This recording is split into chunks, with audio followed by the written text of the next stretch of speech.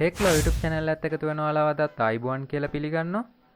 අද අපි කතා කරන්න යන්නේ අලුත් තුන Microsoft Edge browser එක ගැන. ඉතින් මේ අලුත් Microsoft Edge browser එක ගැන කතා කරන්න කලින් අපි පොඩ්ඩක් මේ browser එකේ අතීතයට ගිහින් බලමු. ඉතින් ඔයාලා දන්නවා Windows 10 එකට කලින් ආව Windows සංස්කරණ වලදී ඔයාට default web browser එක විදිහට ආවේ Internet Explorer කියන එක. ඉතින් Internet Explorer 11 එකෙන් පස්සේ Internet Explorer browser එකේ අලුත් version එකක් release කෙරුවේ නැහැ.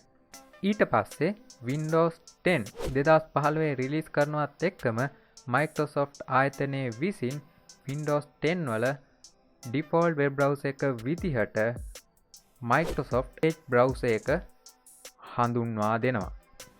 ඉතින් 2015 දී හඳුන්වා දුන්න Microsoft Edge browser එක Xbox One, Android, iOS, macOS, Linux කියන මෙහෙයුම් පද්ධති සඳහා පස්සේ හඳුන්වා දෙනවා. ඉතින් මේ හඳුන්වා දුන්න Microsoft Edge browser එක ගොඩක් ප්‍රසිද්ධ browser එකක් වෙන්නේ නැහැ. ඉතින් ඒ දවස්වල තිබුණ web browsers එක තරඟ කිරීමට තරම් හැකියාවක් මේ Edge browser එකට ලැබෙන්නේ නැහැ. ඉතින් 2019 දී Microsoft ආයතනයේ විසින් Chromium open source software project එක බේස් කරගෙන මේ Microsoft Edge browser එක rebuild කරනවා. ඉතින් මේ rebuild එකෙන් පස්සේ 2020 ජනවාරි 15 වෙනිදා තමයි new Microsoft Edge කියලා මේ Edge browser එක මුලින්ම හඳුන්වා දෙන්නේ. ඉතින් Chromium base වුණාට පස්සේ මේ new Microsoft Edge browser එකට පුළුවන් වෙනවා ප්‍රසිද්ධ browsers එක කරට කර තරඟ කරන්න. ඉතින් මේ Edge browser එකේ තියෙන විශේෂතා කීපයකින් තමයි Edge browser එකට අනිකුත් browsers එක තරඟ කිරීමට හැකියාවක් ලැබෙන්නේ. ඉතින් මේ අලුත් වුණ Microsoft Edge browser එකේ විශේෂ ලක්ෂණ කීපයක්ම තියෙනවා.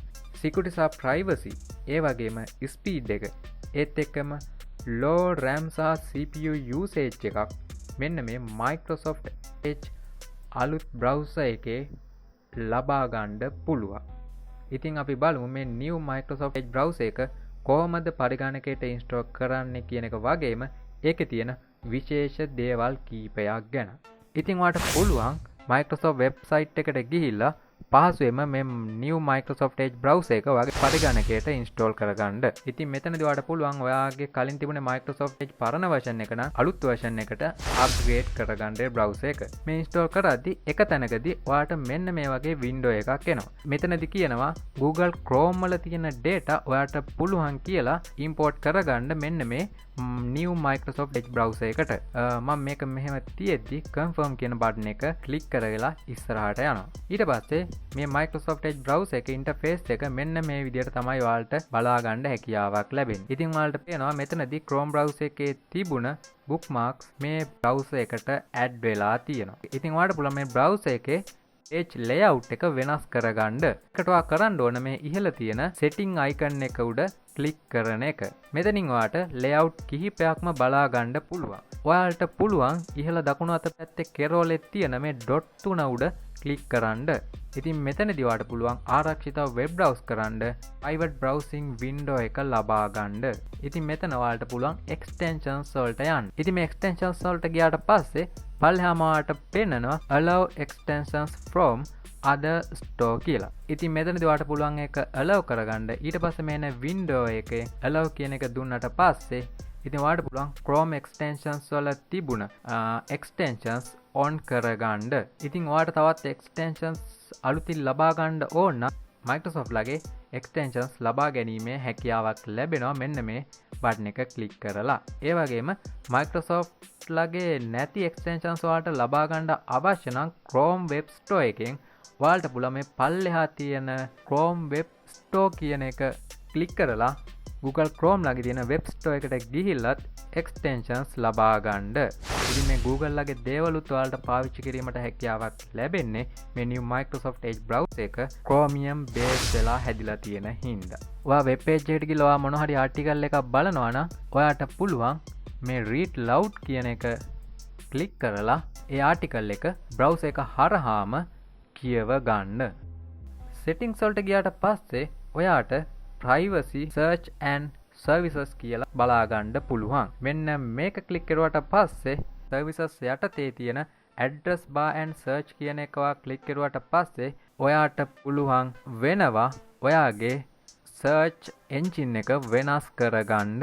ඉතින් මෙතනදී ඔයාලට search engine කීපයක්ම බලා ගන්න පුළුවන් වෙනවා. ඉතින් Google නම් ඔයාලට අවශ්‍යවා මේ Google කියන එක උඩ ක්ලික් කරලා Google දෙන්න. ඉතින් මෙතනදී ඔයාලට තෝරලා දෙන්න පුළුවන් search box එකට එන්න ඕන Microsoft ලගේ default search engine එකද එහෙම නැත්නම් ඔයා කලින් select කරපු address bar එකේ තියෙන search engine එකද කියන එක. ඉතින් මෙතනදී උදාහරණයක් විදිහට මේක search box කියන එක විදිහටම තිබ්බොත් ඔයාලට පුළුවන් මෙතනදී බලා ගන්න මේ address bar එකේ search කරන එක Google search engine එකෙන් search කරනවා වගේම search box එකේ search කරන එක Microsoft Bing search engine එකෙන් search වෙනවා. ඉතින් ඔයාලට මේක වෙනස් කර ගැනීමේ හැකියාවක් තියෙනවා. ඊට පස්සේ ඔයාලට පුළුවන් setting වල තියෙන downloads කියන එකට යන්න. ඉතින් settings වල තියෙන මේ downloads වලට ගියාම ඔයාට බලාගන්න පුළුවන් location කියලා එකක් තියෙනවා. මේ location වල මේ change කියන එක දුන්නාට පස්සේ ඔයාට පුළුවන් ඔයා download කරන files ඔයාගේ පරිගණකේ මොන location එකටද save වෙන්න ඕන කියන එක ලබා දෙන්න. ඉතින් මේ පහළ තියෙන එකවා on කෙරුවොත් එහෙම ඔයා මොකක් හරි file එකක් internet එකෙන් download කරද්දි අහනවා ඒ file එක ඔයාගේ පරිගණකයට save කරන්න අවශ්‍යද? එහෙම නැත්නම් download කරලා save නොකර run කරන්න විතරද ඔයාට අවශ්‍ය කියන එක. ඉතින් ඔයාගේ browsing data sync කරගන්න අවශ්‍ය නම් ඔයාට පුළුවන් මෙතනදී ඔයාගේ Microsoft account එක දීලා sign in වෙන්න. ඒ වගේම මේ new edge browser එකේ තියෙන තවත් වැදගත් දෙයක් තමයි PDF reader එක. ඉතින් ඔයාට පුළුවන් ඔයාගේ තියෙන ඕනෑම PDF file එකක් මේ edge browser එක හරහා open කරගන්න. එතනදී ඔයාට පහසුකම් ගොඩක් ලබා ගැනීමේ හැකියාවක් තියෙනවා. ඉතින් ඔයාට මේ PDF එකේ තියෙන දේවල් loudly browser එක හරහාම කියව ගන්න. ඒ වගේම ඔයාට පුළුවන් මේ draw කියන එකට ගිහිල්ලා ඔයාට අවශ්‍ය දේවල් තියෙනවා නම් මේ pen එක අරගෙන ගිහිල්ලා මේක draw කරගන්න. ඒ වගේම highlight කරගන්නත් මෙන්න මේ වගේ ඔයාට හැකියාවක් තියෙනවා. ඉතින් මේ highlight කරපු දේවල් ඒ වගේම draw කරපු දේවල් මකන්නත් මෙතනදී පුළුවන්. ඉතින් මේ වම් අත පැත්තේ තියෙන icon එක උඩ ක්ලික් කරුවාට පස්සේ ඔයාට පුළුවන් ඔයාගේ PDF file එකේ තියෙන headlines වලට මෙතනින් මාරු වෙන්න. ඉතින් මෙන්න මේ වගේ වැදගත් වෙන දේවල් කිහිපයක් අන්තර්ගත වෙනවා මේ new Microsoft Edge browser එකේ. ඉතින් අද අපි කතා කරුවේ new Microsoft Edge browser එක ගැන. ඉතින් ඔයාලට පුළුවන් මේ වීඩියෝ එක ගැන අදහස් පහලින් කමෙන්ට් කරන්න. ඒ වගේම නොදන්න යාළුවන්ටත් බලන්න මේ වීඩියෝ එක share කරන්න. follow කරන්න අපිව Facebook. තාමත් අපිව subscribe කරලා නැත්නම් මතක ඇතිව subscribe කරන්න. එහෙනම් අපි තවත් වීඩියෝ එකකින් හමු වෙමු.